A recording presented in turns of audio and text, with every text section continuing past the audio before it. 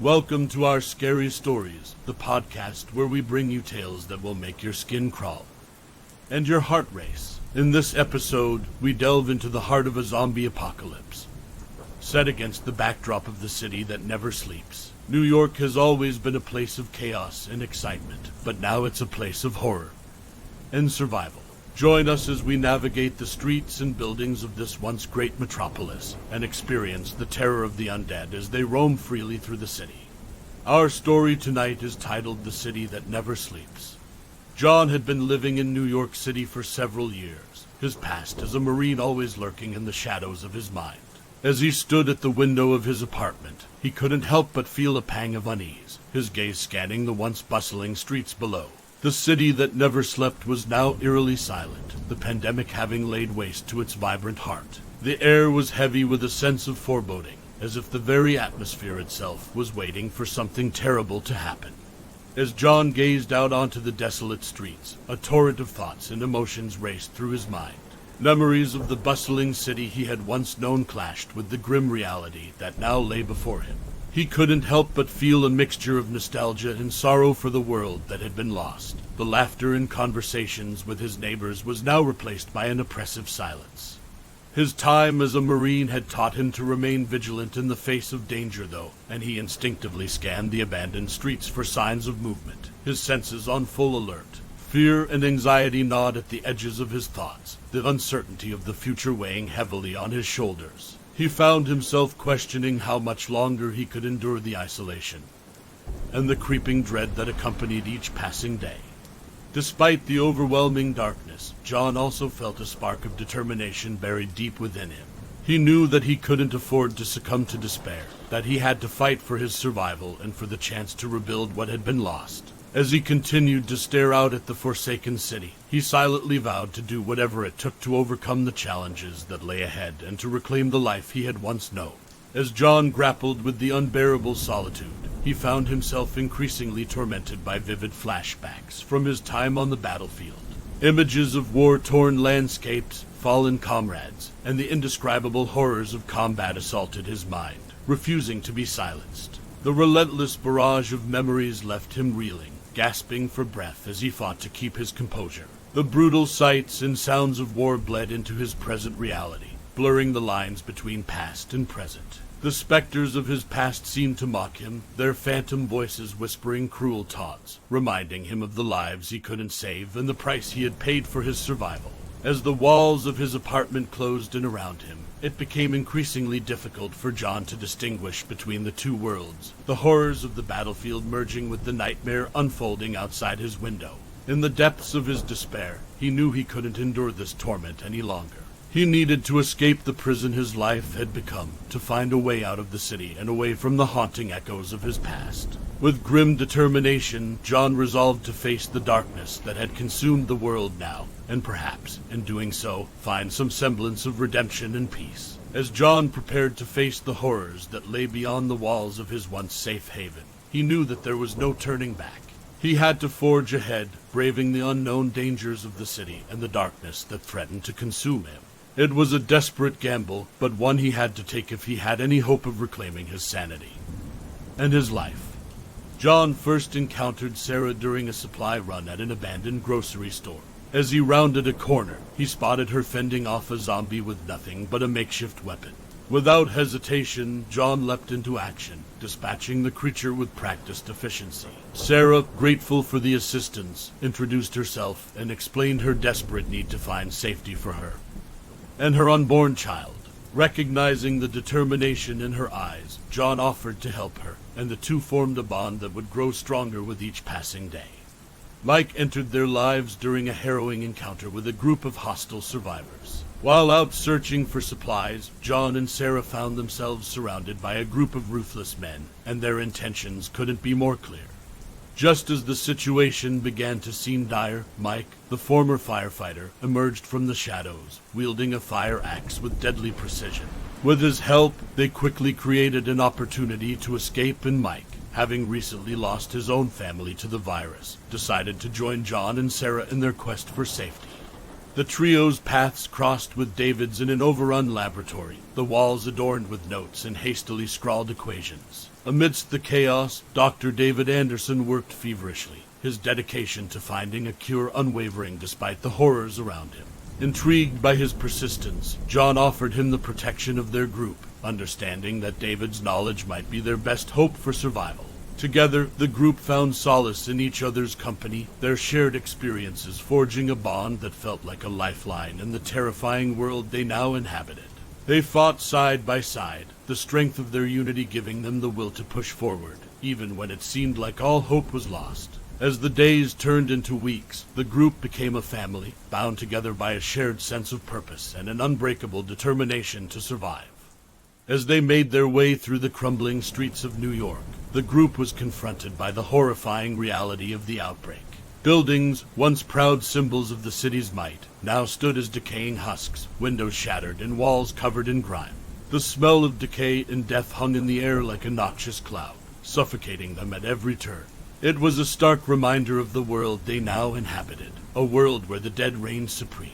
As the group navigated the desolate streets of New York City, they were struck by the eerie silence that had settled over the once thriving metropolis. The familiar sights of Times Square, its colossal billboards now dark and lifeless, served as a chilling reminder of the world they had lost. They ventured cautiously down Fifth Avenue, past the abandoned storefronts of high-end retailers, their once glittering displays now shattered and forgotten. The streets were littered with abandoned vehicles, their owners having long since fallen victim to the relentless virus now plaguing our world. Their journey took them through Central Park, which had become a twisted mockery of its former self. The once verdant lawns and meticulously maintained gardens were now overgrown and choked with decay, while the once gleaming lake was a stagnant, murky pool. The group had sought refuge in the abandoned Central Park Zoo, where they found the remnants of the animals that had been left to fend for themselves in this new world. They could hear the distant howls and growls of the creatures, both man and beast, their suffering a haunting reminder of the cost of humanity's downfall. They crossed the iconic Brooklyn Bridge, the once bustling thoroughfare now desolate and covered in debris. The Manhattan skyline loomed in the distance, a shadowy specter of the city's former glory. As they descended into the borough of Brooklyn, the group found themselves navigating a veritable maze of abandoned buildings and deserted streets. The situation had forced them to take shelter in makeshift hideouts, such as the crumbling remains of the once grand Brooklyn Public Library, or the darkened tunnels of the city's abandoned subway system. Throughout their journey, the group was forced to confront the grim reality of their new world. The streets were overrun with zombies, their grotesque forms lurking in the shadows and around every corner. They had to rely on their wits and combat skills to evade the undead, often finding themselves in desperate, pulse-pounding chases through the narrow alleyways and abandoned buildings of the city. Fear coursed through their veins, each encounter with the undead stripping away another layer of their humanity. The city they had once loved now resembled a nightmare, every corner hiding another horrific secret. The desolate landscape seemed to claw at their very souls, leaving them feeling hollow and lost. Their journey was fraught with peril, the group constantly on edge as they navigated the treacherous city. They not only faced the threat of the undead, but also the dark side of human nature. Encounters with other survivors served as a chilling reminder of how quickly humanity could turn on itself in the face of such devastation. Trust was a luxury they could ill afford, and betrayal lurked around every corner. In a rare moment of relief, John and his fellow survivors stumbled upon an abandoned warehouse on the outskirts of the city.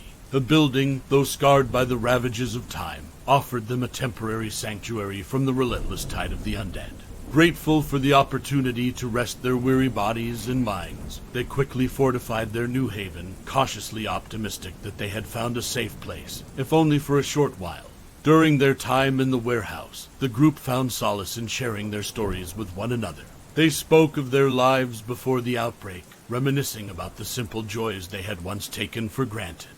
John opened up about his time in the Marines, sharing both the triumphs and the heartaches he had experienced. Sarah confided her fears for her unborn child, seeking comfort in the knowledge that she was not alone in her struggle.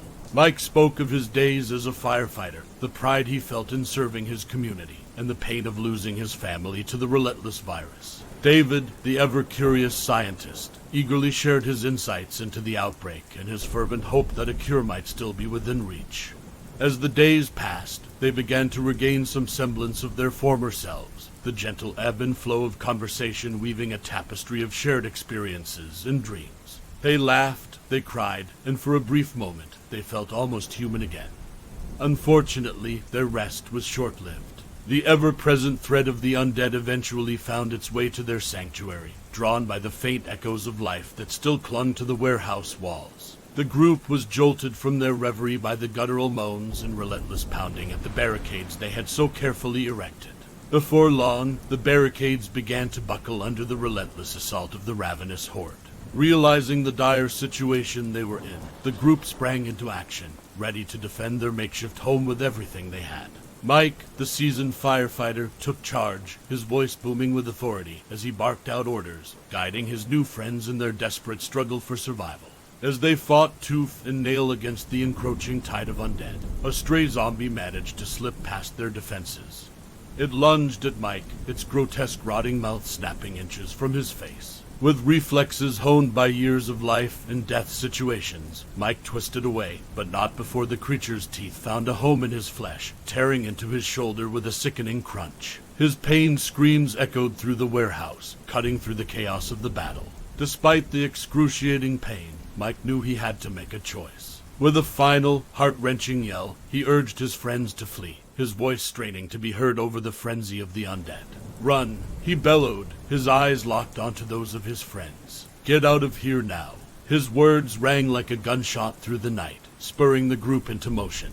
As they raced away, the awful symphony of Mike's screams and the relentless snarls of the zombies filled their ears. David, John, and Sarah sprinted through the dimly lit corridors of the warehouse, their hearts pounding with a mix of fear and sorrow. As they raced towards the exit, the anguished cries of their fallen comrade, Mike, echoed in their ears, serving as a haunting reminder of the sacrifice he had made for their survival. Once they had broken free from the besieged warehouse, the trio paused for a moment, gasping for air and attempting to process the enormity of their loss. The weight of Mike's absence settled heavily upon their shoulders, like a shroud of grief that threatened to suffocate them. Each of them had come to rely on Mike's strength and unwavering courage in the face of the horrors that now defined their existence. With tears brimming in their eyes, they exchanged pained glances, the unspoken understanding between them clear. They had to press on, if not for themselves, then for the memory of their fallen friend.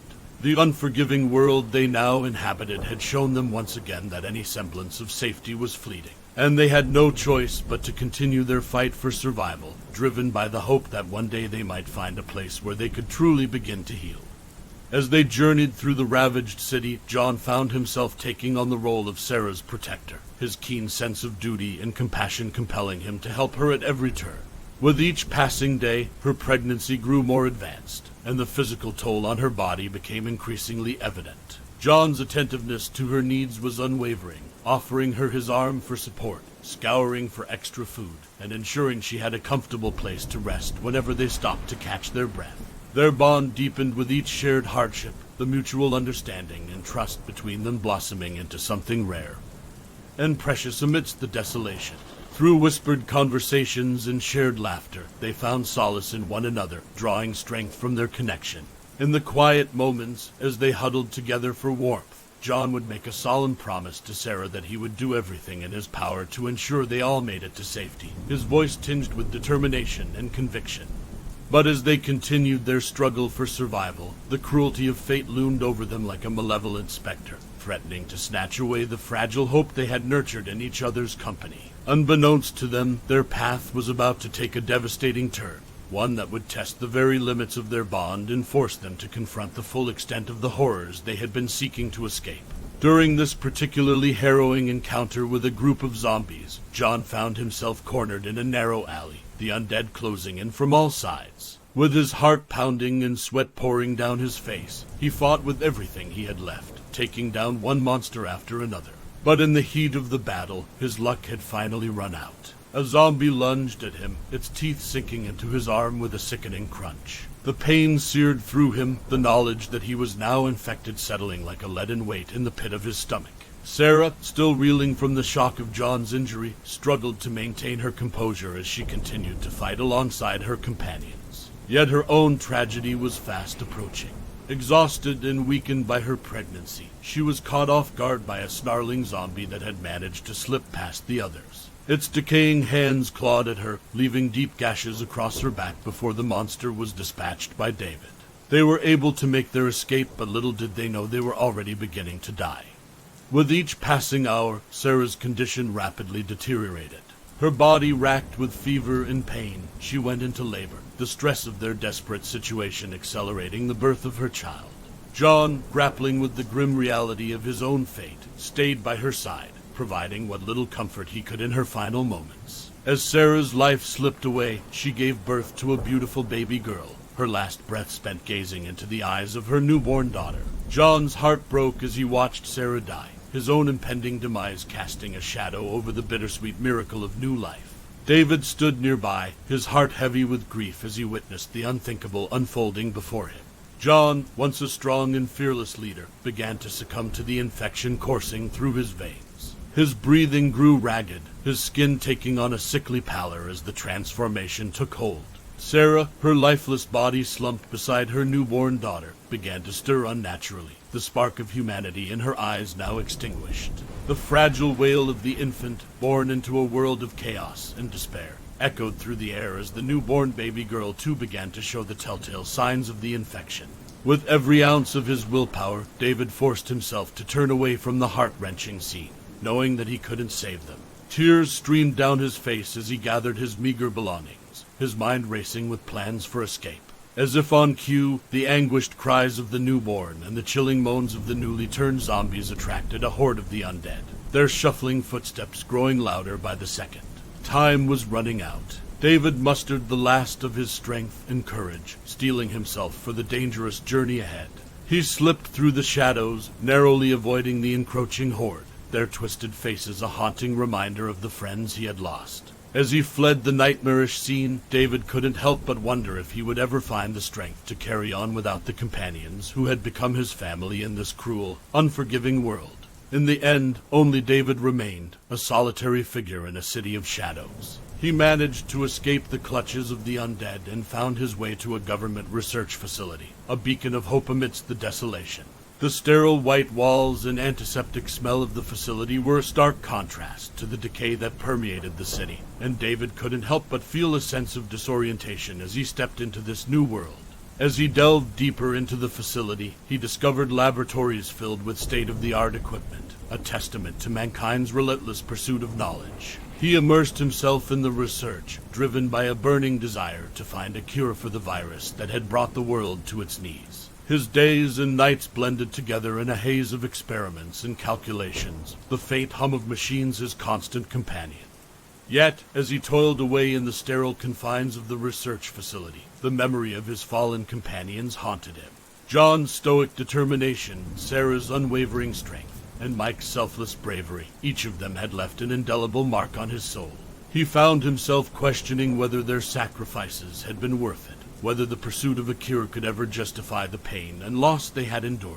David's determination to find a cure was fueled not only by his desire to save the world, but also by a deep-seated sense of guilt. Before the pandemic, he had worked at the very laboratory where the virus had originated and, ultimately, escaped from. The knowledge that he had played a part in unleashing this unspeakable horror upon the world weighed heavily on his conscience, gnawing at him relentlessly.